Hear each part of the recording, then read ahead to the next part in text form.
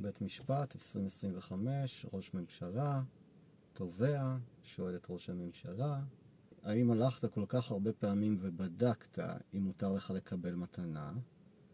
זה אומר שאתה אשם. למה אחרת למה הלכת כל כך הרבה פעמים לבקש מתנה? זאת אומרת, ידעת שמשהו לא בסדר.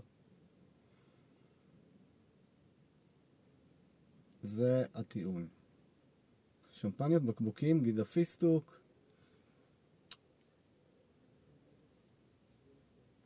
וזה קורה בזמן מלחמה. במקום להגיד לו תודה, הוא צריך לבוא לבית המשפט. במקום לנהל את המלחמה הזאת, הוא צריך לענות על שאלות כאלה. פתיתים. האם אכלת פתיתים לארוחת צהריים? האם קיבלת ממילצ'ן שניצל עם פסטה?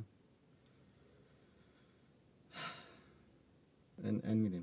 אין מילים. זה ממש עכשיו במדינת ישראל 2025, ראש ממשלה בנימין נתניהו עומד על דוכן העדים ונשאל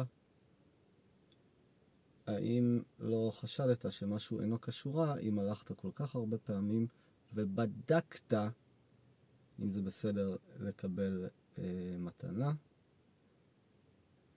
למה לקחת את המתנה הזאת ולא את המתנה ההיא? 2025, מלחמה, חטופים.